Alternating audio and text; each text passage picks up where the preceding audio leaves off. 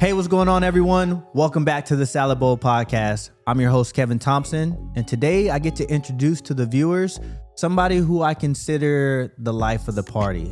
You'll know what I'm talking about as soon as we get started, but before we do, I ask that you go subscribe to my page or follow me on social media and make sure that you like, comment, and share some of our content. That way we can get the good word out there. Now let's hop right into this next episode, the Salad Bowl Podcast. Now, give me my theme music. You are now tuned in to the Salad Bowl. You are now tuned in to the... Listen up, don't care if you about to pass out or you just getting up. You really did your thing with this one, Kevin, gotta give it up. Messages you bring and be motivation to live it up. We out here really normalizing authenticity. Can't be talking all the time cause that mean you ain't listening. I think you look better when you smile, I see you glistening. Communication help for me to see what you envisioning. Yeah, back to the mission then. Whether you black, white, brown, yellow, or green, more can be accomplished as a team. Together the problem is never as hard as it may seem. Lot of captivating convos like Martin telling his dream. We choosing curiosity over certainty. You should certainly subscribe to this one here with some urgency. This a win. Even Cali know. You are now tuned in to the Salad Bowl. The Salad Bowl Podcast. It's the Salad Bowl Podcast. You are now tuned in to the Salad Bowl. It's the Salad Bowl Podcast. Yeah, you are now tuned in to the... It's the Salad Bowl Podcast. You are now tuned in to the Salad Bowl. You are now tuned into the Salad Bowl Podcast with Kevin Thompson. What's going on, everybody? Welcome back to the Salad Bowl Podcast. Today, I get to introduce to you who I feel is one of the people in my life where I think they're the life of the party. We're going to get into who he is, but I just want to officially welcome Mr. Joey Pagart to the Salad Bowl Podcast, man. Thanks for coming to sit with me, brother. Thanks, Kevin. You are the first person that actually cares about what I have to say. Yeah, come on so now. Thank you for that, man. I appreciate that. I know that not to be true, man. There's plenty of people who love hearing what you have to say, man. Before we even start, man, I just want to say, like, for real, you know, and I'll probably thank you many times during this episode and after. Thanks for taking the time, man. I know you have a family at the house and you have other things you could be doing, but you took a little bit of time, man, to come and sit down with me, and I appreciate it, man. So what we'll do is we'll just go ahead and dive into this episode of the Salad Bowl Podcast. And we always start off with our first segment of the day, and we call it the harvest. The harvest is just kind of getting into your roots, what you do, who you are, and ultimately, if we're all formulas of who we sit here as today, it's all about understanding the formula that made up Joey. So, brother, can you tell me a little bit about yourself? Like, how would you describe yourself? I'm pretty easygoing. I don't take anything too seriously. Goofy, definitely goofy. You know, I'm pretty open too. Like, I talk to everybody. Those are some of the things that you would say that describe you. Yeah. Now, I don't want to take away from your official titles because, you know, a lot of times here on the podcast, we talk about the things a little bit deeper than just our official titles. But I do want to, you know, say, like, you're a Navy corpsman. You are a husband. You're a son. You're a father. Those are some of the official titles that I've seen you operate in. Are there any other titles that you go by that I didn't just name? Brother. Oh, brother. Okay. I'm a brother. I'm a friend. Mm-hmm. Sometimes I'm a counselor. Okay. All right. Yeah. I feel like not officially, but, you know, being a corpsman, a lot of times you talk to some people and they open up to you about some things that you may not be ready for in an area that you might not be ready to take on, that, you know, like in the hallway of the building. Yeah. Hit you with some pretty heavy stuff. So, of course. Most importantly, just somebody that cares, you know? Yeah, man. That, you know, it's funny you bring that up. That's probably one of my favorite descriptors that you just said. I'm not sure if I've ever said it here on the podcast or not, but, like, we talk about indefinite meanings or titles that we have for each other. Like, we talk about in the military, like, if I say I'm a Marine, right? And I only define myself as a Marine, the day that ends, I got to go find another definition because I can't be a Marine my whole life. But, like, you just defined yourself as somebody who cares. And that's not limited to, like, any kind of occupation. it limited to any type of situations. Like you could always be somebody who cares. And I like the fact that you just described yourself in that light, man. That's super cool. One of the other things that, from my perspective, that I would describe you as, just as a friend of yours, is a true fanatic, right? Like, and I'm gonna mix that. I like up. your shirt, by the way. I know you do, and that's what I was about to say. Like, I wore this jersey, and I'm wearing a New Orleans Pelicans jersey because I know that you put on for your city and put on for your state. You are a Louisianian through and through. Tell me about how Louisiana plays a part in your life and in your upbringing. I think Louisiana is an interesting place. Like starting from New Orleans, man, like from as small as 1 year old, I had my son at parades. And like you've experienced parades. You've been down here long enough. Your wife's from here. So like my kids already are like, hey, are we going to the parades? Like they know about Mardi Gras season. They know about king cake. They know, like they ask for these things, crawfish boils. So it's like being from New Orleans is like having its own culture. It has its own language. It has its own music. It has its own feel. And unlike a lot of places that I've been to, I feel like it's very, very integrated. You know what I mean? Yes. Like when you're at the parade, it doesn't matter what somebody looks like next to you. The only thing that matters is you're not pushing in on my spot. Yes. You know, like Yes. we about to be out here having some fun, catching beads, and everybody's friend. You know what I mean? Yes. Like I love that part about New Orleans, you know. And you know, the greatest quarterback in the history of here we go. the NFL and the world, Drew Christopher Brees, played for us, delivered us a Super Bowl. You know, I just had to get that on air because, you know, a lot of people like to argue and say this dude, Tim Brady from, where is he? I don't know. Tim Brady, Tim huh? Brady, that We're gonna guy, call him I don't Tim know. Brady. That We're gonna guy, call the you know. GOAT No, Brady. Who? No, it's the GOAT's Drew Brees. Oh, got it. Yeah. Well, see, that's interesting. I mean, numbers of championships would tell us a different story, but you know, I see how you can say how Drew Brees is. I mean, even with his stats, he is pretty important to. And what's crazy is like in moving here, right? Because I moved here after the Super Bowl that New Orleans brought home. I was actually surprised to see how Drew Brees is a pinnacle in the city, or he's like a pillar of the city. His kids were going to Newman, which is a very prominent high school in the city in Uptown. And then actually at my children's school, he donated a field. He just seems very active in the New Orleans community. Drew Brees definitely is one of those. He's not just an athlete. He seems like he does care about the community here in New Orleans. So I'll give credit where credit is due. I could see him in the conversation of being the GOAT.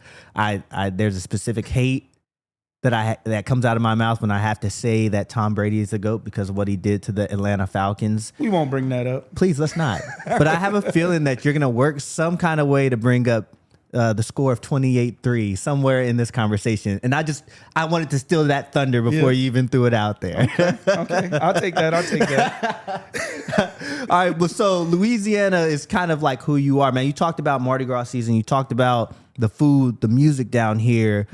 What personally do you feel like New Orleans, not just specifically New Orleans, but the state of Louisiana has inputted into you to where like you model this behavior that you haven't seen anywhere else? I think just being accepting of everything, accepting of all different cultures, because I mean the poverty rate's high here, so there's not a lot of money, and it's not $1 million city. You know what I mean? Yes. Like we talk about that, like from a sports perspective, you get these athletes that they say these basketball players don't want to come down here and live here because they're making $10-20 million a year or whatever. But the same person that can be in the military like us can go to the same places and the same restaurants as the people with money. There's no elite status that I know of, maybe because I'm poor, but there's no real separation. Everything is touchable here. The city's small, you know, but for it being such a small city, the impact that it has throughout the country. You got people flying crawfish to New York and trying to eat crawfish in New York. You got king cakes. Like when Mardi Gras season comes, we send king cakes to everybody. It's just a big I know you don't like the term melting pot, but it is, because like it's that one thing that everybody can come together on. You know what I mean? It's like everybody, and when you come here, and I'm sure you can relate, when you come here, like you're accepted. You know, like nobody's gonna be like you might get messed with if you're from California or something, but like when you come here and you start to like participate, like during COVID, the porch concerts, like just the city is just like, talk about the porch concerts, because I think there's a lot of people who don't understand the concept of what New Orleans was doing with these porch concerts during the COVID timeframe. I mean, you know, we were all on lockdown, and New Orleans is a very social city. It's not a hey, I'll see you on Friday night. You know, you got Tuesdays at the Square. You know, you have something every night of the week. Like, you know, so these concerts were helping people, you know, playing music, helping really with mental health, because what COVID did to a lot of people's mental health, keeping them away from their parents, keeping them away from, you know, their loved ones, or being able to participate in anything social, you know? Yeah. So I think that was one of the things, like specifically to New Orleans, that was like, how do we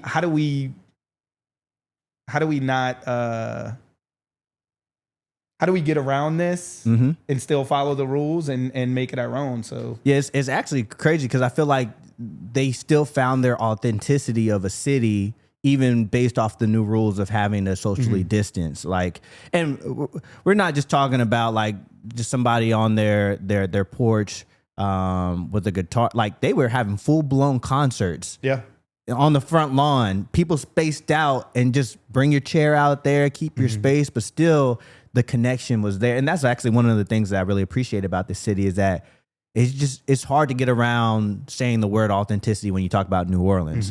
Like you said, the social barriers of what we see in other cities of, hey, money is going to get you into a room where nobody else has access. It seems like it's less than that down here, because people just commune, and they commune, whether it's about, I think my first year here, the Pelicans went to the playoffs. Yeah. And when I tell you, like, I felt like I hadn't seen this kind of fandom for a basketball team since I was back in Atlanta, and my high school team like was making it to nationals. Like, it was just that raw, authentic. It felt like the Pelicans, though they're a pro team, like they were just like the high school team that's making it all the way. And people were coming out from underneath rocks just to go to these commune in these places to watch the Pelicans play. And it was just something I've never seen. I know you've probably heard this, but maybe your listeners haven't.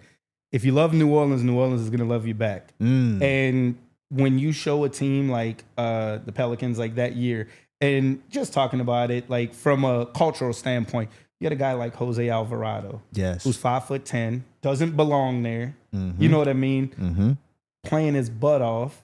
You have Herb Jones, even though he went to Alabama, one of our favorite, you know, one of our fan favorites. He's a guy that, you know, doesn't say much, but gets the job done. You got a guy like Trey Murphy, you know, and you just watch these guys, and they went through a 13-game losing streak. They did. And then they came back, and just watching it play out, it was theatrical almost. Like it was a movie. Yes. You know, and we didn't win in that series or anything like that, but it gave us hope. Yeah, but you know what's crazy about that is, like, isn't that the story of New Orleans sports? Like the resiliency, right? You talked about the 13-game losing streak. Even when y'all won in 2009, it was 2009, right? 2009. The Saints won the Super Bowl. Yes. That was like not too long after Hurricane Katrina, and it was like the city needed that. Yes. And it wasn't given to them, but like, man, the city was just like, they needed the bounce back. And the Super Bowl, I felt like, did that. It was just more. It was more than football. It was a cultural thing. It was a social thing. It was rebirth. It was. It was rebirth. It was Hurricane Katrina was catastrophic. I think it was the first thing we had seen like that since like Hurricane Betsy in the 60s. You know, but to like wipe out a city like that, and for it to be the first time where the media covered it the way they did. I mean, in the way, and we could talk about the way they said certain things, you know, and just for us to be called refugees in our own country, like, are you kidding me? Like, refugees, like, that's wild, right? And, you know, a lot of people lost everything they had. A lot of people had, you know, like I said, poverty's out here. So the insurance wasn't really hitting like it was supposed to. In the year that the year after Katrina, that was like it hit August 29th. So it was right in the beginning of football season. Yes. So guess what that team did that whole season? They played at LSU. They played a home game in New York. They played a couple of games in Texas. The Superdome was tore up, just like everybody's houses. Yeah. Just like, the team didn't really have a home, didn't have a place to practice, didn't have really anything going for it. But every Sunday they had one thing. Hey, like, it would be that thing that kind of like, let's forget about what's going on right now. Let's go watch our boys. Yes, it's the getaway. And then that next, we lost. I want to say we won 3 games that year, maybe. We ended up with the number 2 pick, and we got this guy from Southern California, Reggie Bush. He was a man. Sean Payton came in, young upstart guy, and I don't know if this story's ever been told not on this podcast, but Sean Payton was showing Drew Brees the city, right? And he was trying to stay uptown and all of the places that were nice. He ends up getting lost and ends up in the lower 9th. Oh, wow. And Drew Brees starts to see the devastation like throughout the city. And it's just like, and he's coming off of a shoulder injury. Right. With and the he's Chargers, like, this city's recovering just like me, Wow. So I think that has a lot to do with Drew's character. And granted, that's the story they tell us. Maybe it didn't go exactly that way, but that definitely sells. Yeah, it definitely does. And let's call it true for the moment. I mean, like it definitely has this relevance for a recovering quarterback to come to a recovering city and to bring the championship back to this city. I think that's why you can't get through these streets without seeing a number 9. Oh, yeah. Or like, you bring up Drew Brees, like people stop and they'll talk about him all day. And the fact that he's still like, you still can see him around the city lets you know everything you need to know about the guy, man. So you've kind of told us about what makes you tick, man. It seems like this state is a big reflection of who you are, and it kind of shows itself through sports, through many different things, man, through his food. Thanks for sharing that, because I feel like as we continue on with our conversation, it gives us context of who we talk to, right? The viewers out there. I tell every one of my guests this. I don't know who's going to be watching this. This could be a lot of people. It could be a little bit of people, but ultimately, this gives them the perspective behind the opinions you and I will share during this podcast, man. So what we'll do is we'll move on to our next segment, man, and we'll try to keep it a little fun. I got a little game for us to play.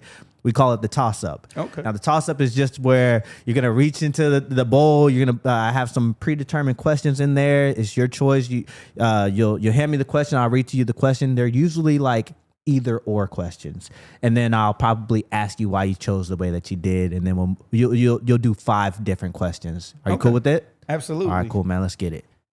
Awesome. All right, the first question of the toss-up: would you rather lead the charge from the front or support from the back? That's a great question. I think it's situationally, honestly. Being in the back gives you a good idea of what's going on, what might not be working, and kind of working from adjustments. Also being a corpsman, seeing everything from the back, like I can charge if I'm in the front. Yeah. Can't necessarily see what's going on behind me. But as a guy who likes basketball, I like to be the one with the ball in my hand. True. I like to make those decisions. I like to put people in place. But I think every great leader needs to be a great follower. So, but from a sports perspective, I want the ball in my hand. You want the ball in your hand. Yes, so take the charge. Take charge. Yeah, man. It's interesting because I feel like that question is like, I don't think there is a bad answer for the question. And I think about like you said, the people in the back. It seems like that's more for the strategist, right? Like the person who can stand behind the line and say like, or maybe even like a coach perspective, right? If we're talking sports, hey, I'm standing on the sideline, but I'm making sure that I'm putting the right pieces in the game, and then taking charge is more of like the actual doer or the one that's in the fight and making those split decisions in the moment. I think there's value in definitely both of them, man. So you're saying you would rather be up front, huh? I'd rather be up front. I could definitely, in knowing you, I could definitely see how that plays out. All right, let's move on to question 2, bro. All right, cool. Here we go.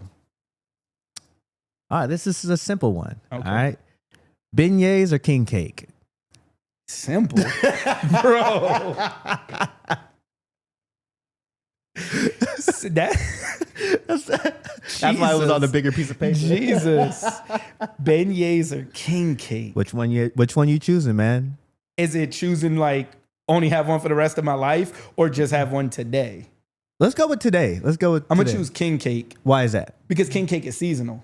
So if you got somebody that has king cake today, I'm going to eat that over the beignets. I get beignets any day. All right, now explain that that's to the fair. viewers, because before I came to New Orleans, I did not understand the concept of the king cake, right? Okay. And how special it is, or what's the origin of it, or what's this plastic thing that's inside of it that now I'm lined up to do A, B, C, and D, right? You have requirements. Yeah, exactly. So explain to us what a king cake is. Okay, so a king cake is basically like, I want to say it's French bread. I'm not sure exactly what it is, but it's a big oval and it has purple, green, and gold typically on the top of it, the sugar.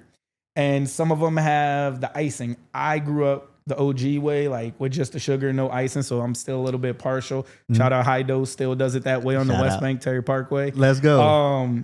But I like all king cakes. Yeah. But inside the king cake, there's a little baby. And if you receive the baby, number one, it's good luck. But number two, we like to party in Louisiana, so it keeps the party going. Next time we get together, you got to supply that king cake. Exactly. So that's traditional for here, for Louisiana. I think that's pretty cool, man. I remember the first time that I got the baby. There's like a little plastic baby that they Choking put. hazard. Yeah, it's definitely a choking hazard. I don't know how this thing came to be.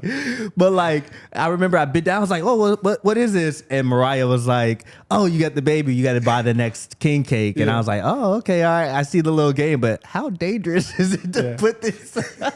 They have on the bags now. It says choking hazard. Oh, nice. Yeah, I think something might have happened when they had to do that. For sure.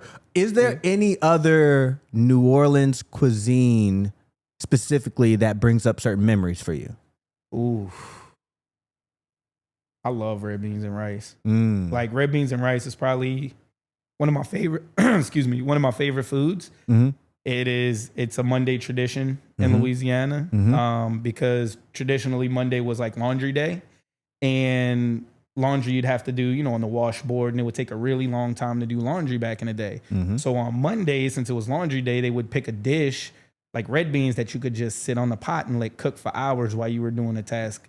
So that's why anywhere you go on a Monday, you're going to have red beans and rice, even in school. Yes. So it was just like, that's kind of always been a staple in my life. Like no matter where I look, it's, it's red beans and rice on Mondays.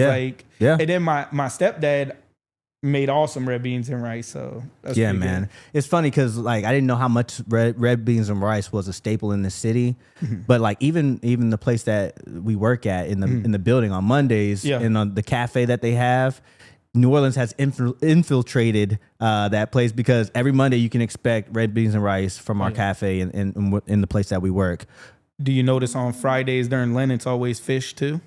Yes, I did notice that. Yeah. So all these New Orleans traditions is steeped in Catholicism too. A lot of people don't understand. Maybe not don't understand. That's a bad way to put it. But a lot of our traditions are steeped in Catholicism, because like when I was in school on Fridays during Lent, we'd have gumbo and grilled cheese. Really? Like, with no meat. It was just like we had that option. And it was like separate church and state, but so much infiltrated, like you said, the schools and things like that. So crawfish boils, like, oh man, food is life here. That's why it really is.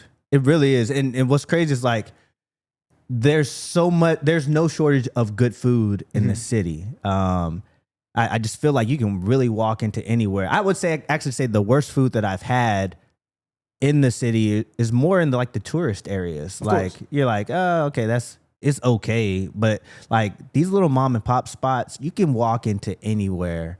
And what's crazy is that I have like a full list on my phone. Like when people come to the city, they're like, hey, do you know where to eat? And I'm already like, here's 20 different places you can pick out of. It's split up by brunch. It's split up by dinner, lunch, or breakfast. Man, do you have a favorite place in the city that you like to eat at? Parkway Po' Boys, or Parkway Bakery. That one my dad took me to when I was very young. And then they got another po' boy shop in Gentilly. I had posted it a while back. Fiorella's? Fiorella's Is really good. They are solid. Yes. So my dad used to take me there because originally I'm from Gentilly. So my dad used to take me there. We used to eat there, get the roast beef po' boy with the root beer in the glass, you know. Those two places to me are like, I'm a sandwich guy. I love me some po' boys. You can. So those two places are like staples for me. Like if I'm in Gentilly and it's lunchtime, I'm stopping at Fiorella's. Yeah, like, for sure. I actually don't live too far from Fiorella's, man. We frequent there pretty often, man. That's good stuff. It's funny. My pops came to New Orleans and he's like, man, their fried chicken is amazing. I was like, yeah, they don't miss. Yeah, they really don't. Miss. They really don't. All right, now. Hey, Joey just gave y'all a tip for when y'all come down here. You know where to go. All right, we're going to move on to question 3, brother. We'll go with another big one. All right, here we go. I like the last one. Question 3 out of 5. This one's good. All right. Are you more of a dance floor starter or a background head nodder? Kev, you know the answer to this.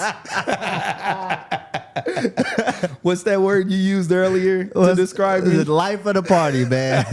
Life of the party. Yeah, man. I definitely like doing karaoke, singing specific songs with friends. Yes, for sure. Man, I put that question in there specifically because I feel like that's when, so, you know, we've worked together. Yeah. You know, sorry, I'm not going to take up too much time with the story time, but like we've worked together for a few years now. Mm-hmm. And I think that I learned the most about you when we went on like work trips, right? Because like I get to see you with your hair down. We just go out and just, you know, like have fun. And it's interesting because not everybody has fun the same way. And there's only certain people that you really like click with. There would be certain teams that I would go out with and I'm like, they're like, hey, Kev, let's go out. We're going out for dinner and then we're going to see what's, you know, we're going to grab some drinks afterwards. And I'm like, yeah, no, I'm going to stay in my hotel room. Thank you. No, thank you. Because I just didn't really sync with their vibe. But like, I remember going out with you the first time and I was like, oh, Joey's like my type of guy. Yeah. I remember specifically we went into a certain place and you pulled off this move, bro. It felt like a movie. But like nobody was dancing in the place. They were playing some dope music too. Like the DJ was on it.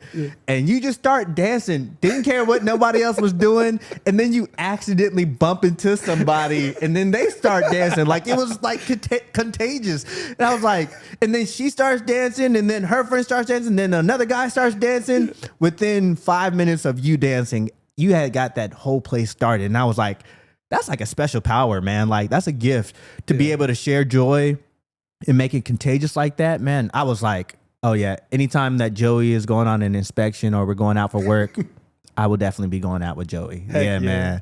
So definitely the party. Where'd you get that from, man? My mom. Really? Oh yeah, my mom. How so? My mom is the female version of me. Really? She is loud, funny, goofy, got your back, you know, but don't mess with her. She's got that, you know what they say about happy people. You get them off being happy, it's hard to get them, you know, back. Yeah. But my mom is definitely the person that like you said, is the life of the party. She's always a good time. Nice. And my dad is quite the opposite. Really? Very serious, very subdued. Yeah, subdued. And it's funny because I'm like my mom and my wife is like my dad, sort of. No kidding. In that way.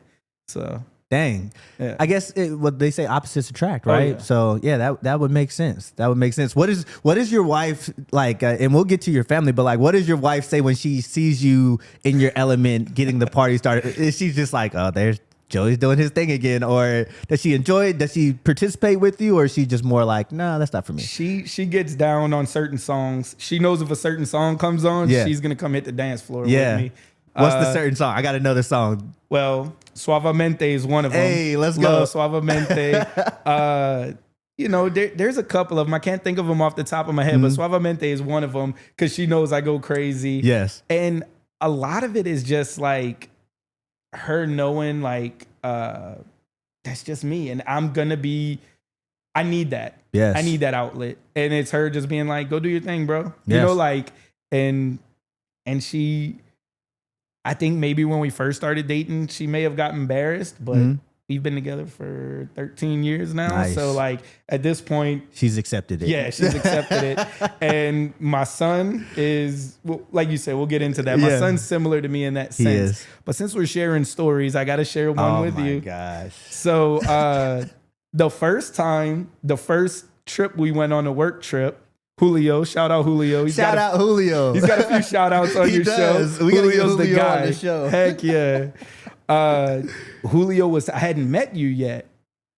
And Julio was telling me, he's like, man, like you and Kevin are going to vibe so well. Like you guys both were recruiters.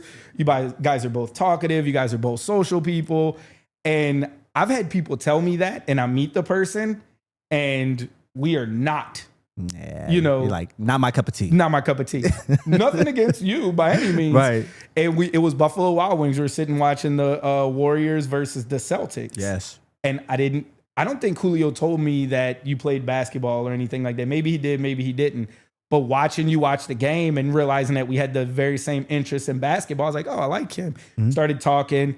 And then by the end of the night, we were in a basement in Seattle, in a club, not just a random basement. That would be weird. Yeah, we it'd were be just weird. not in some random basement in Seattle. And me, you, and Julio were doing karaoke on the dance floor, looking like the multicultural Backstreet Boys Yes. are in sync. And it was just, and that was the night I was like, yeah, like Bro, this is. I want to say we was like in a gay bar or something like that, bro. Like we Could just have been. because the fun just goes anywhere, bro. Like Yeah. we were just like wherever the fun is at. Where we going? And it was during the middle of the week in Oh, yeah. Seattle, so we were really like we had a long day at work. We just needed to get out and do something. But yeah. man, that was a great time. That was our bro. first. That was our first time meeting and hanging out. Can Yes. you imagine that? I mean, Oh, my so goodness. you knew what it was going to be after that. Oh yeah, it was all love after that, man. Yeah. It was all family. I was like, anytime because I was dealing with a lot of different places at work, and anytime that y'all said y'all was traveling, I was like, let me line my schedule up with theirs, because man, I'll lose my mind if I just keep on going with a certain team or this other team. Yeah, man. But man, that is really how we came together. Like again, shout out to Julio. Julio. Probably was the mastermind behind that whole plan. Well, I'm gonna tell you, I still talk to Julio. I think he's Yeah. in Japan right now. Yeah, he is. I think he is in Japan Yeah. right now, and just he's been somebody that's been really dope, man. And I always tell him I wish I had more time to work with you, because I was basically his replacement. Right. So like we got a couple months together, and then he had to take off and do bigger and better things. But man, Yeah, like man. shout out to Julio. Shout out, man. The real ones always, keep it going, man. Heck yeah. All right, man. We're on question 4 out of the Uh-oh. 5 for the toss-up. We're going to go with this one. All right, here we go. All right. Would you rather a night on Bourbon Street or a backyard boil? Unless you're not from New Orleans and you're coming to visit, Bourbon Street is not that. It's Actually, not. let me stop. Bourbon Street is great for tourists. Yes. Yeah. But But explain that. Explain the vibe, because I think locals would Yeah. rather be Backyard, at a all backyard day. boil All or day. anything else rather than Bourbon Street. So Bourbon Street is great. So Mhm. I'm from here. So like I've been going to Bourbon Street since I was like 14. Sheesh. Earmuffs, mom. So we've been going to Bourbon Street since we were like 14, 15 years old, and you could walk it. Yes. And we weren't drinking at all. Sure. No, we Mom, weren't doing we that. weren't drinking. Yeah. So like we've seen Bourbon Street from that perspective, and it's a great time. I mean, it's It can be, open yeah. all night. It's just once you've done it a couple of times, it's wash, rinse, repeat. Yes. For the locals, I used to like going to Frenchman quite a bit. Yes. Frenchman was the vibe forever. I think it still is, I but think it's so. starting to commercialize a little bit. Mhm. The Warehouse District is dope. Like Yeah. Lucy's, Republic always has great air condition. Great I air love conditioning. great You air need that down condition. here because that humidity, boy, it'll Yeah. put you in the chokehold. But yeah, you bring up Metro. Frenchman Street. Yeah. Frenchman Street, for those who aren't from here, Frenchman Street is not too far from Bourbon Street. it's but not.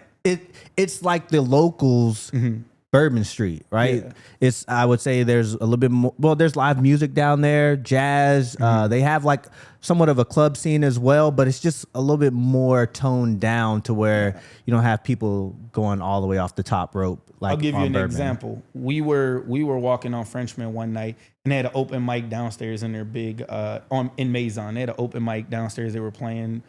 If you had an instrument, you could get up there. If you sang, rap, poetry, whatever it was, they were having an open mic thing.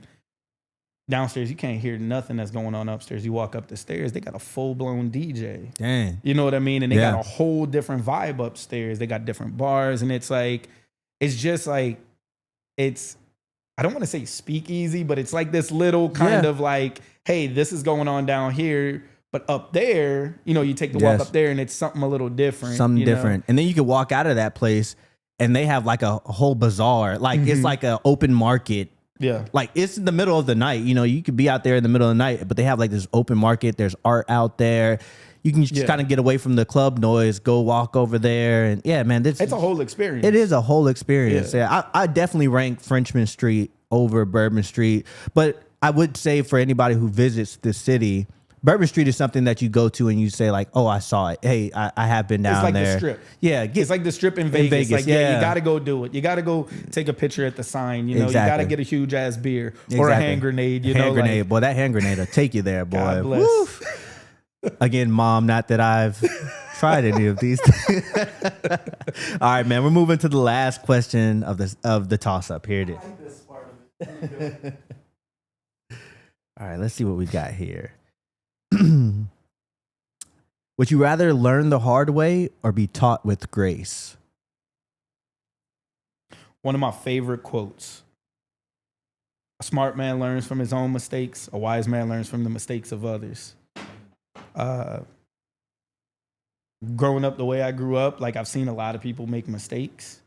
So doing the same thing or taking that same road wasn't really an option for me, because it was like, I know where this leads. You know, I'm not real big in like reinventing the wheel. Like, if something works, I mean, think about it, join the military. Yeah. You know, if something works, like, kind of rock with it. And if I can, you know, better it a little bit, great, but probably going to stick to what I know. So I'd probably rather just sit back and learn, you know, and if the opportunity arises to make a significant change that I know would work. But again, like, sit back and learn. Yeah. I definitely agree with you on that one. Like, if I can avoid the pain of having to learn this lesson, I definitely would want to. But I can also think of times in my life where I think most people there are some lessons where you're like, I had to go through that to learn it, right? 100%. If somebody would have told me that, I still wouldn't have believed them. I still would have done that thing that I shouldn't have done. And I still would have had to learn the hard way. Like, I think there's a balance. You got to touch the fire to know it's hot. Exactly. I get that. Exactly. So from a sports perspective, right? Like, I would say learn the hard way, because like I'm smaller. If I attack the basket and this guy blocks my shot, I gotta learn how to attack the basket. So I can't learn from sitting back. Like, I gotta attack the basket and maybe learn how to do a hook shot or a head fake and get to him. So like you said, there's precedence to both. Of course. But in the game of life, I think I'd rather like kind of sit back and watch the people that's done things and been successful ahead of me, and then go that route. Yeah, for sure, man. I think that's one thing that I'm finding out in present day of like why reading is important, because a lot of people who have gone before us made bad decisions, good decisions. They put them in books. And like they said, if you wanna hide something from an idiot, just put it in a book. Like 100%. Like I think we can. I'll speak for myself. Like, I have been on myself about reading a lot more lately, just to educate myself on the way ahead and what it looks like, man. And to be fair, I think that also comes with age. Yes. I think I like to say, back when I was 10 feet tall and bulletproof, you know, I knew everything. You couldn't tell me anything. I was the smartest man in the room. The older I get, the more I realize the dumber I am. And not saying, saying I'm dumb, but the more I realize, like, I need to speak less and listen more. And that only comes with age. Man, like, that's a word right there, man. Like, I do think it comes with age, because I don't think that 21-year-old Kev had any type of sense, first of all, but I was talk first, do the dumb thing first, acting this way first before I even took the chance to listen. And even thinking back, there were some old heads around me, and I call them old heads. They were probably like in their 30s, and I thought they were old. But Unk, as they say now. Yeah, big unk. And like I can remember some times where they were really trying to put me on game, like, Kev, you probably should make that. Shoot, I remember when like even with my career, I was like, oh, I want to be a recruiter just because I was like, it seems fun. It seems fun, right? Yeah. And there's plenty of people who are like, Kev, you probably don't want to do. Oh man, y'all are trying to hide something from me. I'm gonna go be a recruiter, and then I found out the hard way. Man, that was the hardest duty I've ever done in my life. Not saying that I didn't get anything good from it, but like ultimately, I was like, man, I had to learn my lesson and touch the fire to see that it's hot for me to land where I'm at, man. Yeah, but recruiting wasn't that hard for you. What? No, I'm being facetious. I'm not saying the work wasn't hard. Oh, you're just I'm saying like your personality leads to success in that realm. I would imagine we didn't do recruiting together. We didn't. But you and I have very similar personalities, and while there were times where it was harder than I think that a regular job, I would imagine that you were probably one of the better recruiters. I would say that just because I didn't have challenges in the standard areas of like communication or, just making interactions, that didn't mean that it didn't present challenges in other places. Mm-hmm. And I'll leave that for another episode. Okay. All right, man. So that kind of wraps up the toss-up, man. And I love this game because it kind of takes us all over the place, and it still adds on to the harvest of like what makes Joey Joey. What we're going to do now, we're going to move into our third segment of the day, and we call that the mixed ingredients piece. And this is where I like predetermined a topic I wanted to talk to you about on your journey. And the main one I wanted to talk to you about was, and you've kind of hit on it, is the fact that you're a Navy corpsman. And for those who don't know what a Navy corpsman is, like in the military, in branches like the Marine Corps, we don't have our own doctors or nurses or anything like that. We purely are like a fighting force. We have trucks, we have, our infantry guys, we have supply, but we don't have any medical. Our medical is outsourced through the Navy, and the Navy provides us these people we call corpsmen, who are our medical staff. And that's what you do in the Navy, man. How do you go from exactly what you were talking about, coming from Louisiana, poverty-based place, to ending up being a Navy corpsman? Can you walk me through that? Yes. Luck. So I knew I wasn't very good in school. Not dumb. I wouldn't consider myself dumb. I just didn't like the whole process of it, like going to school, doing work, and I didn't have the greatest GPA. So probably about 16, I knew the military was for me. Got it. I didn't know how it worked. My grandpa was a World War II vet, but he got drafted, so he did his time in World War II, got out, and really didn't have much to say about it. So when I started looking around, I was sitting in class one day and they showed the video of the Marines. And I was like, yo, they showed the Crucible. Oh. They showed the video of the Crucible. Yeah. And any guy that's played sports or, that's, you look at that and you're like, oh, that's so We have cool. great marketing. Oh, great marketing. Great marketing. Yeah. And you're like, that's so cool. That's so cool. Yeah. And so originally that was like one of my thoughts. And I had this guy that joined the Marines a year before I went. And when he came back, he was a robot. His personality wasn't, and you know how that goes with some people. Yeah, no, so I was agree. like, oh wow, like you would talk to him and his personality was kind of gone. So that was kind of like my thought of the Marine Corps. Yeah, and then me being who I am, I was talking to a Navy recruiter, and the recruiter came up to me and he started talking to me about the military, and I said, please excuse me, this was a 16, 17-year-old Joey. Yeah. I said, man, I heard the Navy's gay. Yeah. Told him just like that. Right. And he goes, gay? He said, I got a wife, a girlfriend, and an old lady. when he told me that, he caught me so off guard. Yeah. I just cracked up laughing. And it wasn't what he said, it was how he said it. Yeah, the and confidence. it was just like, and then I think of the guy that just came out of boot camp that was all stiff and, and then I hear this guy say something so off the wall like that. And that's not what I would do, like have all Right. of that, but it's my personality, like the goofiness. And it kind of stuck out to me. So him and I just started talking or whatever.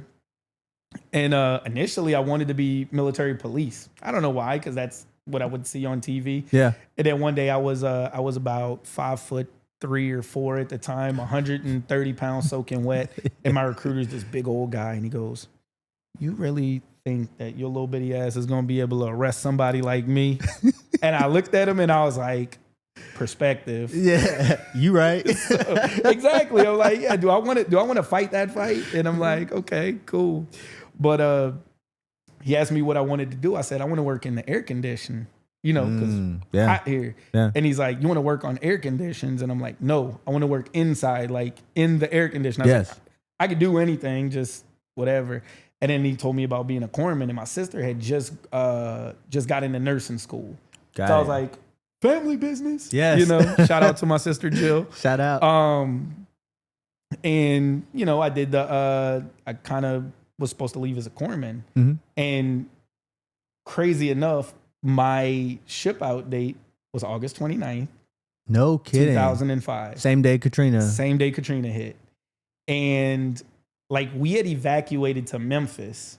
Wow. Memphis is the closest thing to New Orleans I've ever been to. Like dope city. I still haven't been to Memphis. It's New Orleans, but barbecue. Like that's how I would describe it. Beale Street, all of that. Like got it. Live music scene. Anyways, sorry. Mm-hmm. No, you good. You good. But my dad was living in New York, in Queens at the time, because he moved up there when I was like 14.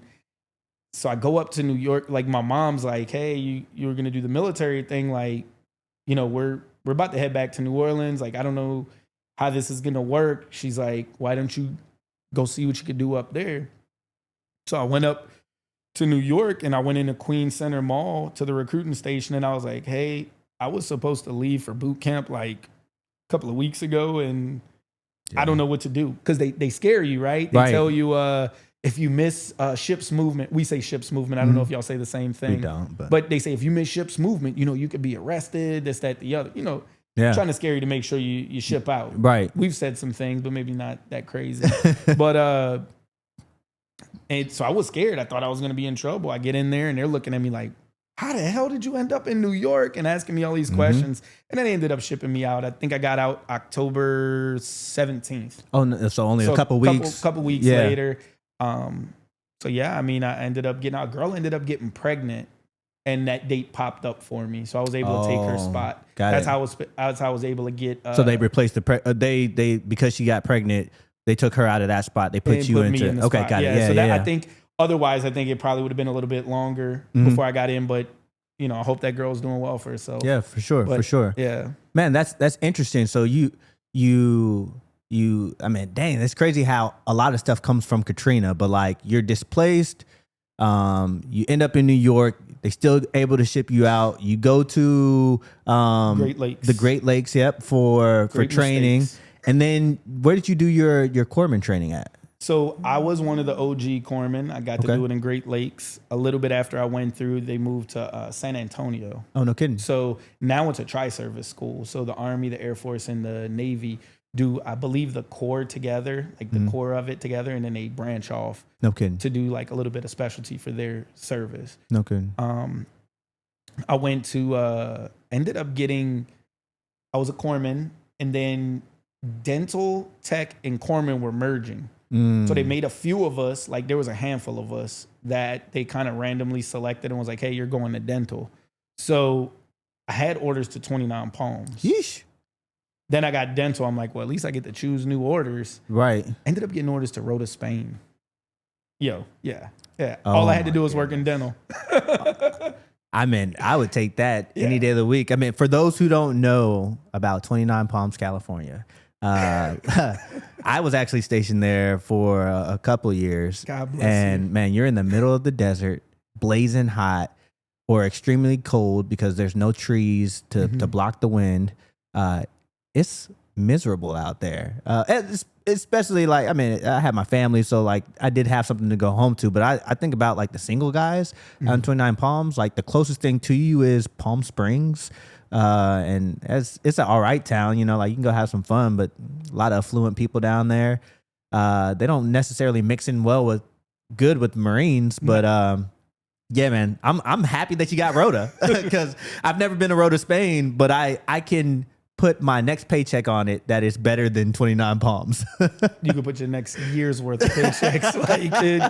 The only person that's picking 29 Palms over Rota, Spain is somebody that's maybe scared to fly or something. I don't know. Man, it's I don't even understand. Like if you're given that choice, it's not even a choice. Like I'm going to Spain. Yeah. And then from there, I did I volunteered to do an IA to Kuwait. So I worked with the Army in Kuwait. Nice. We had a little worked at a branch health clinic out there. And the cool thing about it was, since I ended up volunteering for the IA, everybody that was leaving Spain was getting automatic orders to either Virginia or North Carolina. When I was on deployment, I called my detailer and I was like, hey, I'm in my window to select orders. They're like, do you want to go on a ship or do you want to go greenside? And at the hospital that I was at in Spain, it was a bunch of younger, Iraq vets that had been greenside. All of them played sports. We would go shoot paintball together. We would drink. We would, they were the kind of guys that I vibed with. Yeah. And then there was only a couple of guys that had been on the ship. And they just weren't necessarily my cup of tea. They were nice people. Just, if I'm going to be around a bunch of people, I want to be around the people that's going to go play softball, basketball, flag football, drink beer, wake up the next day, go for a run, things like that. Right. So I chose greenside. And he's like, okay, well, we're going to send you to North Carolina. I was like, hold on. I was like, my mentor told me to tell you that I'm in a combat zone, Kuwait, combat zone. Combat zone. Yeah. So he goes, oh, that changes everything. Where do you want to go? I was like, can I go West Coast? He's like, where do you want to go? He's like, I could send you to Seattle, or I could send you to, it was Tacoma, not Seattle, or I could send you to Miramar. Oh my goodness. Brother. I was like, Miramar? I was like, I'll take it. Southern California. I was like, send me to Southern California. Yeah. And we did field med at Camp Del Mar. Nice. Went to Miramar. And then from Miramar, I did 6 months in Iraq at Al-Asad. Wow. You've been to Al-Asad. I have. So, I've been through Al-Asad when I was I spent some time in Iraq. But that is one thing that I'm sitting here thinking about is I wish I could negotiate like you, because maybe, we're two different services. I'm a Marine, but every time that I've asked for something, I didn't get it. And I think it's because of my inability to negotiate. Like, it's funny when when me and Mariah got married, I had to go, it was time for me to get orders. And I told Mariah, I was like, babe, I've been all up and down the East Coast before we got married. Like, we're going to go to Southern California. I'm going to go talk to we call them monitors, not detailers, but like, I'm going to go talk to my monitor and I'm going to be like, hey, I've done this, now I've been to Iraq and back. I want Miramar, the land of milk and honey, right? Like greatest base in Southern California. Exactly. Like so that's great. where Marines love to go. Yeah. You're in the middle of San Diego. Like, man, it's a great place. I went to go talk to my monitor and I was like, hey, I tried to spin it up, tell a good story. And he was like, Sergeant Thompson, you can either go recruiting duty, you can go be a drill instructor, or you can go to Okinawa, Japan. Oof. And I was like, I don't think he heard me. Like I said I wanted to go to California. Yeah. And he's like, the second thing he said to me, he's like, hey, I'm not going to say this again. You have those 3 options. You can be a recruiter, drill instructor, or you can go to Okinawa, Japan. I'm like, I had just gotten married. So I was like, I heard about the divorce rates on drill instructor duty and recruiting duty. So I was like, I definitely don't want those. I just got married. So I was like, I guess I'll go to Okinawa. It ended up being actually a good experience for my family. But like, went out to Okinawa. Then I went to 29 Palms after that. I was like, man, these duty stations aren't lining up. When I came off recruiting duty, there was one place I didn't want to go. Was Camp Lejeune, North Carolina. And where do you think they sent me? Camp Lejeune. Bro, so you went Okinawa, 29 Palms, then recruiting? Then recruiting duty. Then North Carolina? Yes. God bless you. Man. And then I hear your story. You're like, I'm in Rota, Spain. I'm in sunny San Diego. And I'm just like, oh, man, I did something wrong. Or I pissed somebody off. One of those two. Or maybe I just picked the wrong branch. That's what I was going to say. You guys are, working with you guys is a lot different than being in the Navy. You guys hold rank from Lance Corporal to PFC. You know what I mean? Like for us, if you're E3 and below, you're kind of the same pot. Yeah. And really, if an E4 pops off, sometimes it's, you know. Yeah. But you guys, I sit back and watch. It's great being a corpsman with Marines because I get to do all of the fun stuff that I want to do with y'all. Yeah. And all of the bullshit. Yeah. I get kind of slide into the bushes or like behind something. I got to go over to the BAS real quick. I'll be back. You know, so I got to go count the shots that we have to. Exactly. So it's been most of my career I spent with the Marines. I've done my first duty station, Rota, Spain, and then recruiting duty. But I wouldn't even consider recruiting duty Navy, like a Navy duty station. It's production. Yeah. Like that. That's the same across the board, you know. Of course. That's what's up, man. So would you say that your path in the Navy helped define who you are today? I mean, because you started off by saying you're a person that cares. Do you feel like the Navy gave you a platform? And like we said earlier, man, like I think the Marine Corps does very good at marketing who we are, what we're about. It can get inside that 17-year-old, teenager and say, oh, I want to do something. I would say that, the marketing for the other branches are different, and I don't think as impactful, but I think the stories are, right? The experiences are. And would you say that your Navy experience is one that you would actually market to other people? Yeah, but like you said, I got really lucky. So like I can't tell anybody they're going to get stationed in Rota, Spain or Southern California. Like I was very, very blessed and lucky with all of that.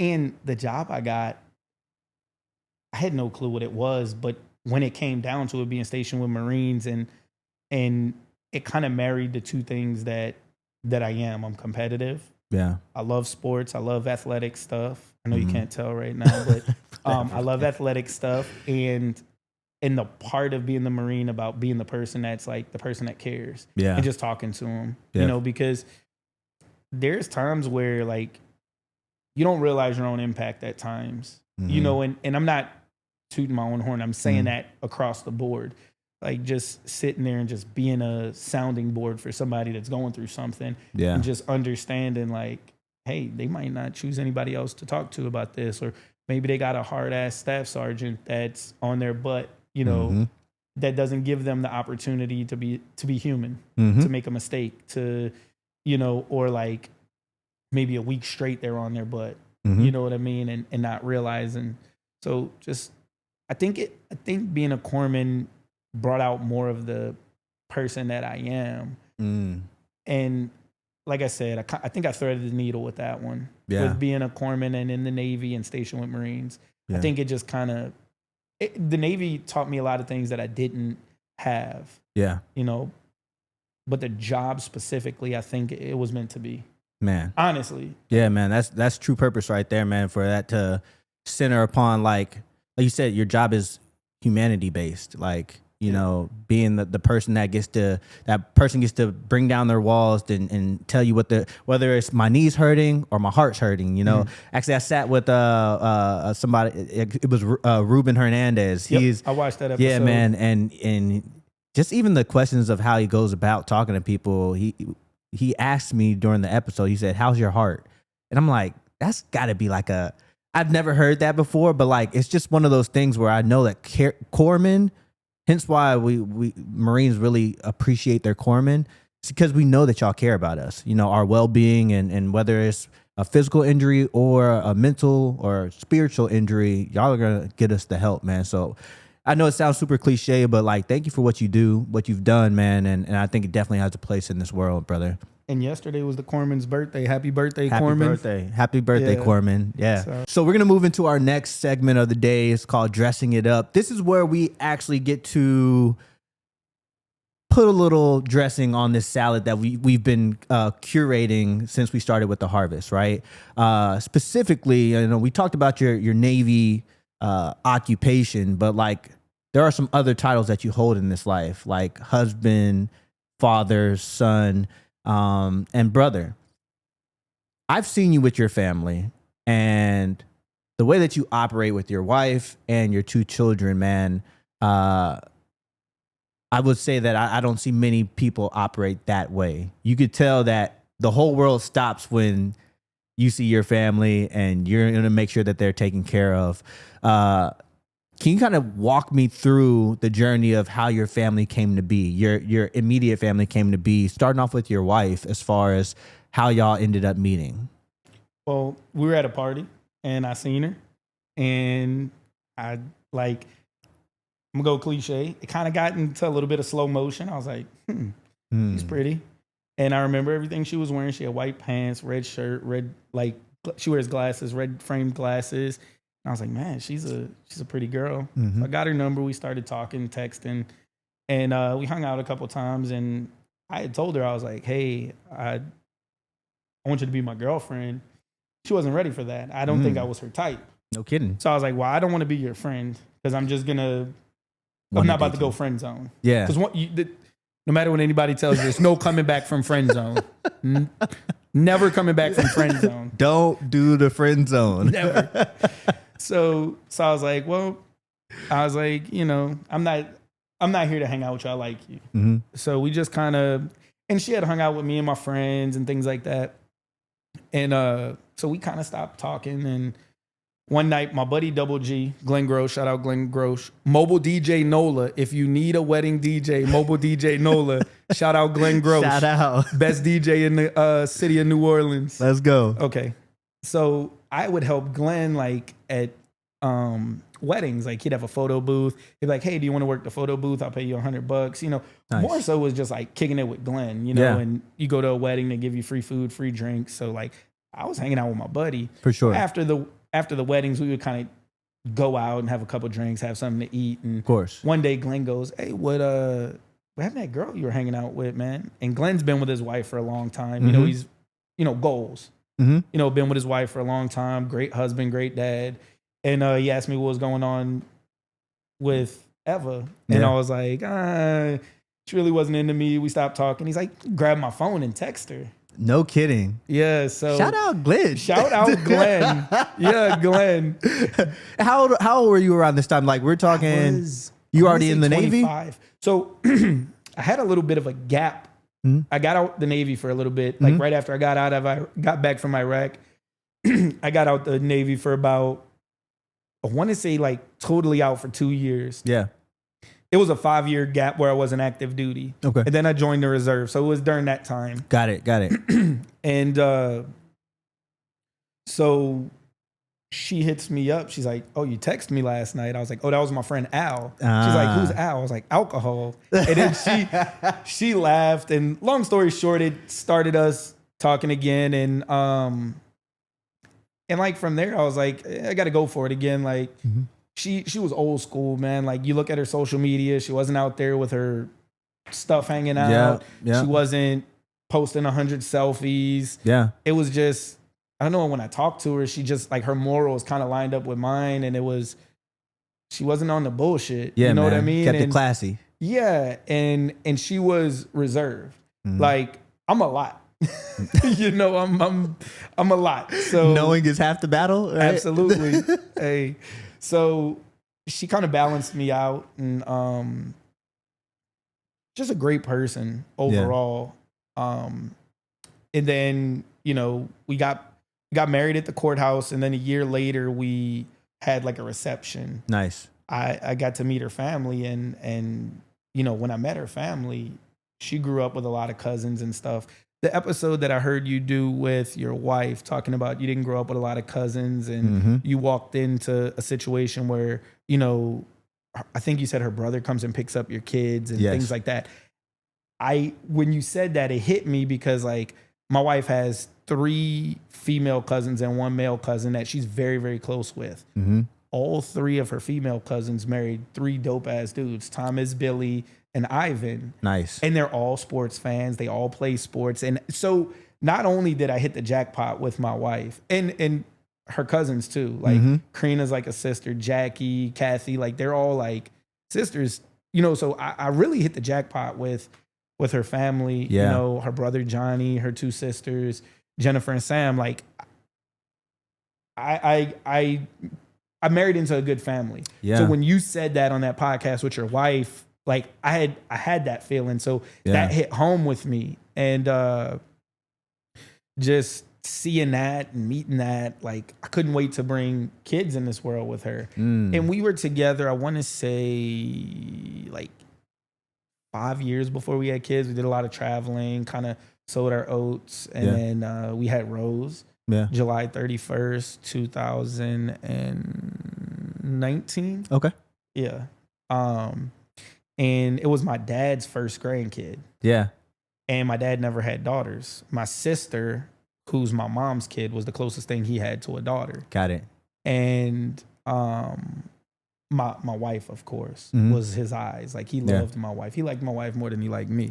Like if I'm being real, like if it wasn't for my wife, you know, she You'd helped be dead us to out. him. Yeah.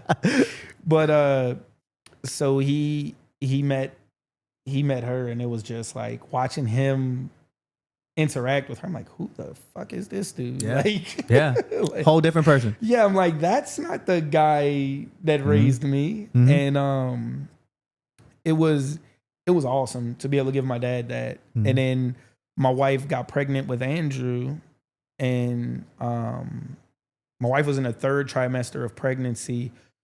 My dad got diagnosed with terminal cancer. Sorry. I'm gonna tell you how God works. So Andrew was due January 17th. My wife went in labor on January 7th. Wow. Okay. We go to the hospital. All of us have COVID. We have the baby. Baby comes out healthy, perfect. FaceTime my dad, because my dad's got terminal cancer. Yeah. We don't know what COVID is. So we're like testing. We're not bringing the kid to my dad. January 16th, free of COVID. You know, my dad's barely hanging on. You know, looks like a skeleton at this point. Dang. Bring my son to meet my dad. My dad meets him. I didn't take any pictures. And I regret, but don't regret, if that makes sense. Yeah. Like, because I didn't want to remember him like that. But then I'm like, you did meet your grandpa. Like, so it's like, that was a weird feeling to kind of go through. Yeah. And then the next morning, he had passed away. But Sorry had to hear that, brother. my wife gone full term, He wouldn't have had that chance. not got to touch his grandson. It's crazy how God works. God works. Yeah, and man. and just like my wife laughs because I always call my son Pops at first whenever my dad first died. He's left-handed, like my dad was. Like he's stubborn, great personality, but stubborn. Reminds me of my dad a lot. Sometimes he looks at me and it feels like my dad's looking at me. It's weird. It's kind of spiritual, I guess, but it's weird. And then, during that time, like it was crazy. It was like balancing having a brand new son, losing my dad, transferring to the unit that I transferred with you, all within from November to April. All of this is going on. He died in January, then April. It was just like, it was the first time I had dealt with depression in a long time, probably since I was a kid. And it was just like, it took a long time to get out of that. And it's like, and you know, being a parent, like you don't get that luxury. No, that's not a luxury you can deal with.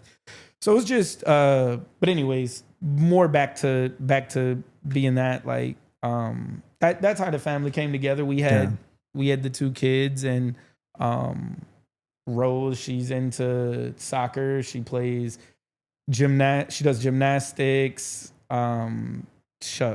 She soccer, gymnastics, swimming, tennis. Oh, she's got it all. She does it all. She's super competitive. And y'all are exposing her to all that stuff, which is going to help her out I didn't expose her to tennis. She came home one day and was like, Dad, can I play tennis? Nice. I'm like, where'd you find that?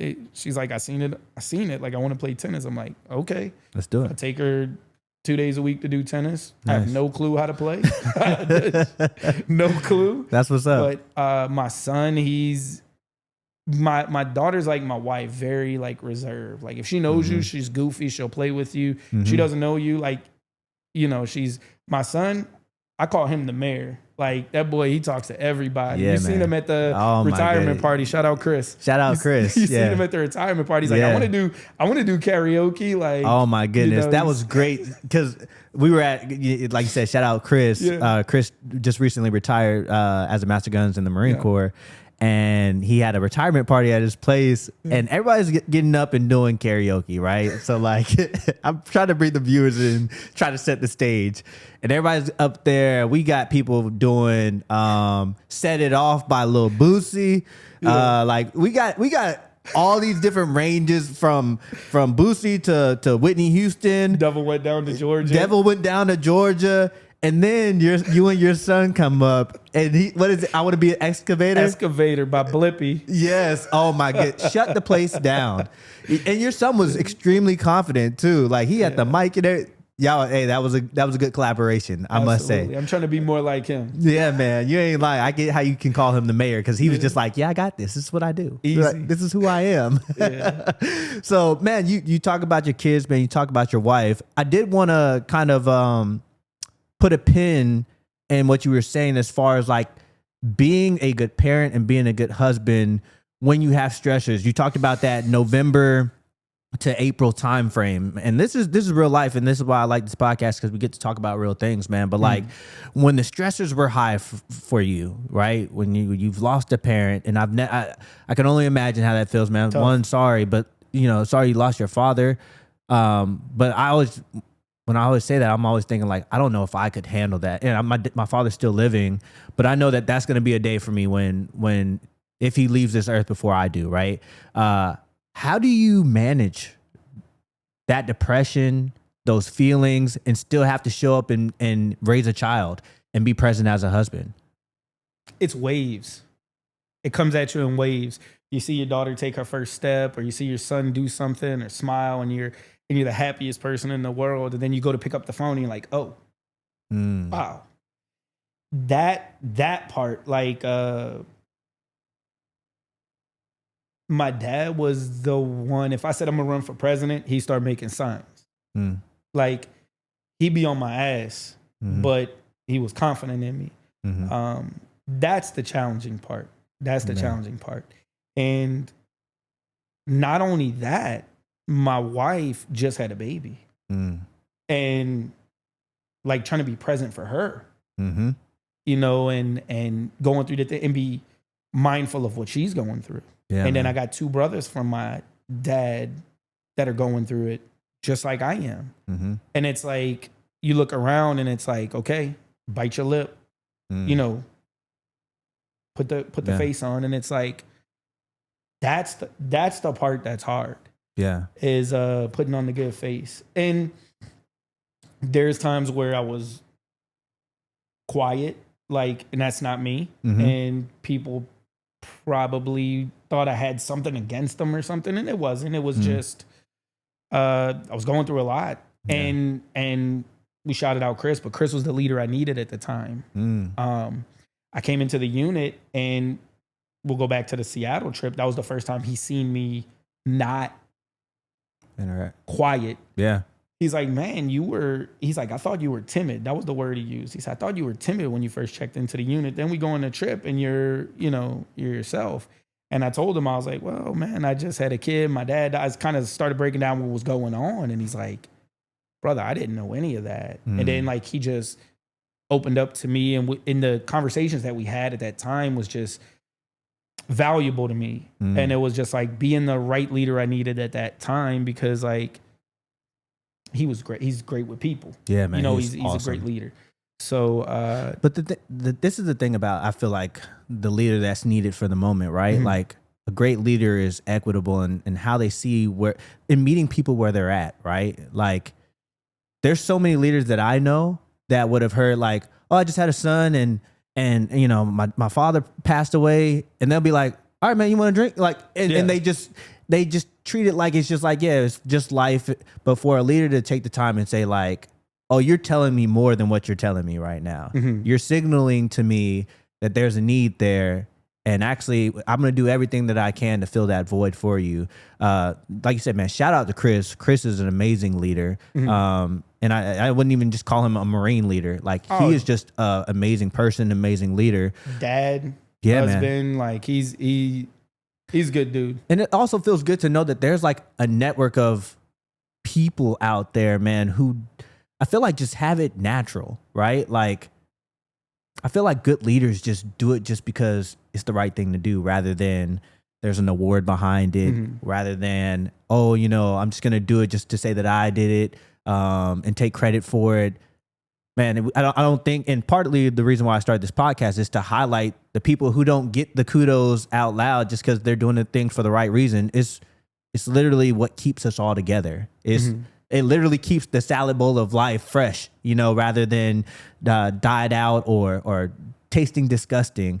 It's guys like that, man. If you had to give advice to a person who's going through a lot of different stressors, what would you say are possibly two different things that they can do to make it through either the moments that come in waves or just like an extended amount of time where it seems like life is just lifing? I would say find somebody to talk to.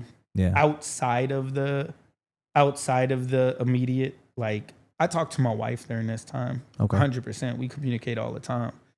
But she was hurting too. Like, she had known my dad it was her father-in-law, you know. Yeah.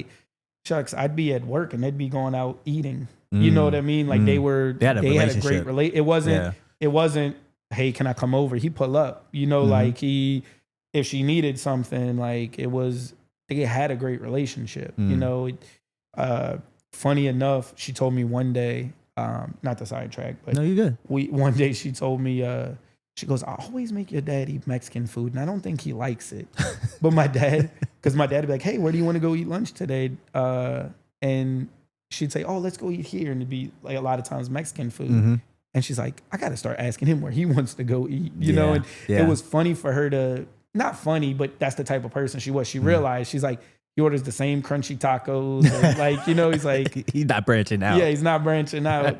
But I would say talk to somebody outside of your immediate circle, because sometimes the people in your immediate circle aren't going to tell you the uncomfortable things. They're going to try and soothe you rather than heal you. If that makes sense. Yeah, that makes a lot of sense. And find something to keep you busy.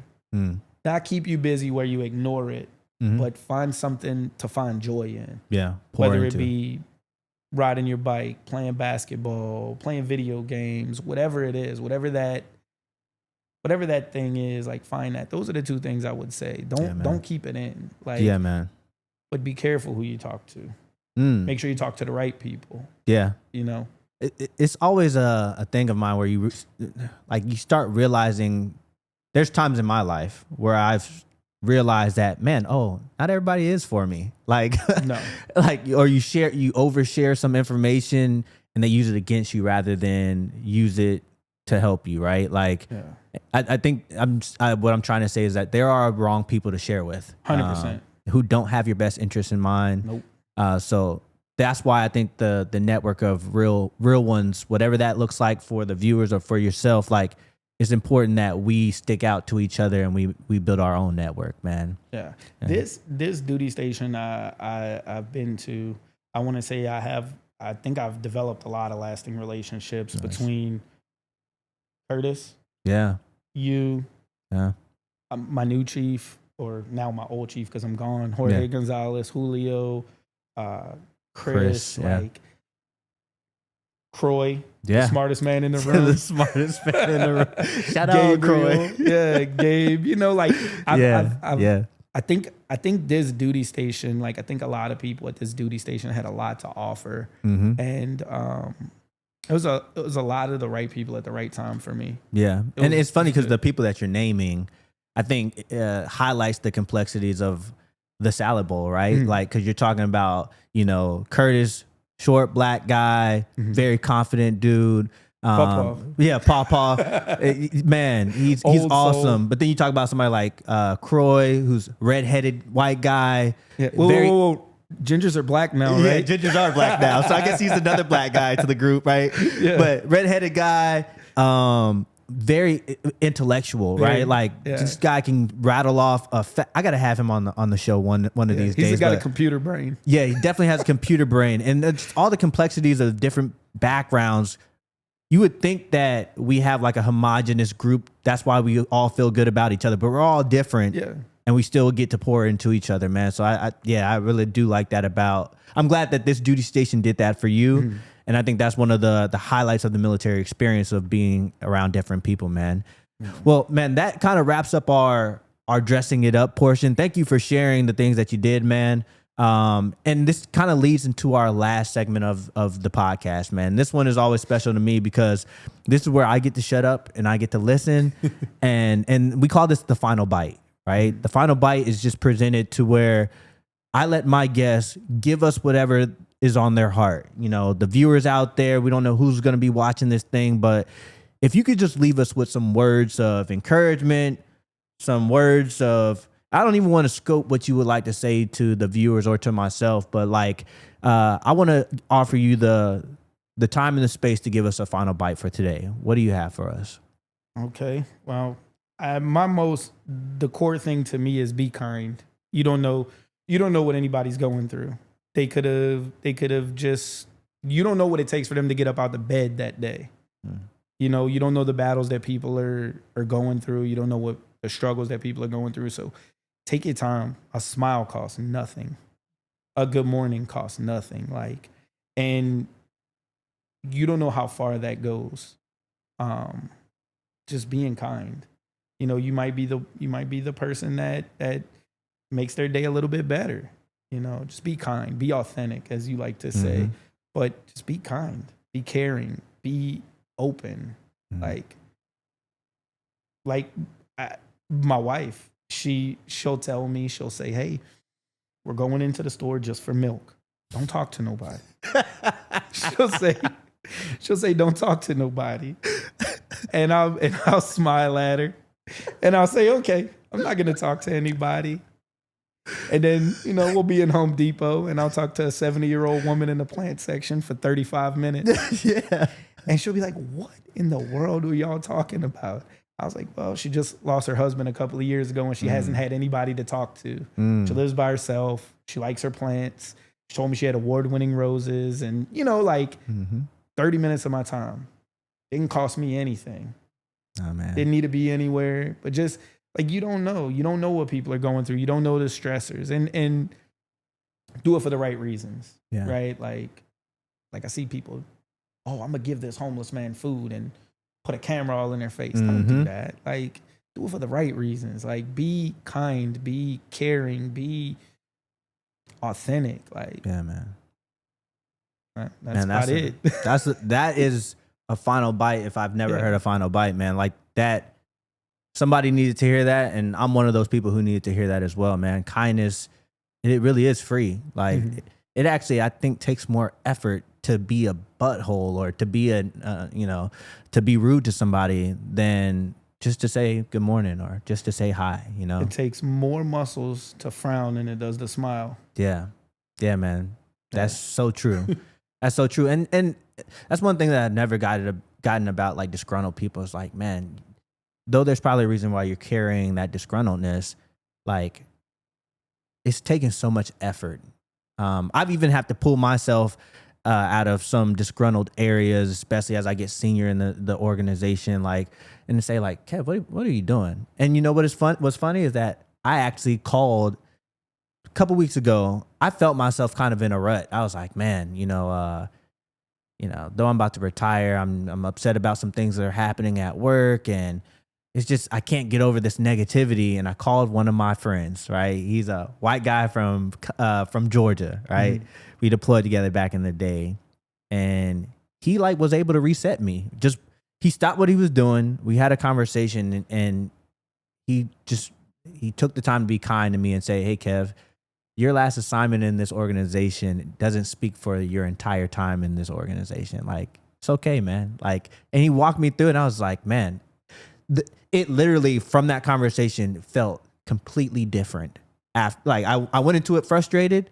By the time I got off the phone, I was like, man, I'm having a really good day. Like, and all it took was too, right? Yeah, I felt lighter. Yeah. And all it took was a conversation. Just a conversation. Just some words put together, strung along in a sentence that just reminded me like what it's all about, man. Yeah. So, man, Doug, thank you for that final bite. I appreciate you, man. I want to thank you one more time for coming to sit with me on this podcast, man. I know you were a little anxious before you got here, man, but I truly think this is a conversation that your kids and your wife will be able to look on, that your mom will be able to look at and see just a little bit more piece of you. And that the cool part is that we get to document these things nowadays, man. You know, out there forever, man. And hopefully I didn't brought some more credibility to your name than embarrassment. Yeah. But of course. But ultimately, man, I just want to say thank you. Think you're a great dude, man. A great dad, great husband, a great son. And man, I'll always remember you just taking a couple hours just come and sit down with me. I do want to tell you, you know, as they say, give you your flowers. I think you're doing great things here. Thanks, man. Like, supernatural to you. Like, it's. I see the way you are with people and the time you take with people, specific to your position in the Marine Corps, but that's not why you do it, if that makes sense. Like, it's just something like kindred spirits, man. I think that's why we get along. I think we're both kind of vibrating on the same frequency, and I think that's why we get along. And you're doing good work here. And I think your transition when you retire into this zone or area, I think you're gonna be really successful. I mean, you already are. Nah, I don't know about that, man. But I definitely am open to. I think the good thing about this platform is like you said, it doesn't cost me anything. Like maybe a little bit of time that I'm willing to give, you know. And then I think the output of this, and just me moving into the next chapter of my life, like this is stuff that I want to be involved in, man.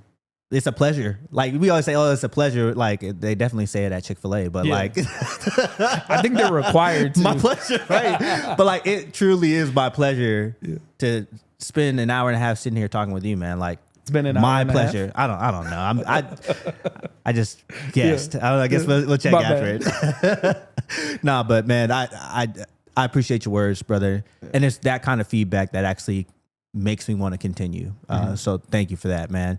To the viewers out there, thanks for tuning in, whether it's over one session or many sessions, you're listening in the car or whatever have you. Thanks for tuning in to another episode of the Salad Bowl Podcast. And I look forward to continuing to choose curiosity over certainty and normalizing authenticity as we continue this journey of exploring the salad bowl of life. Until next time, we'll see you on the Salad Bowl Podcast. See y'all later.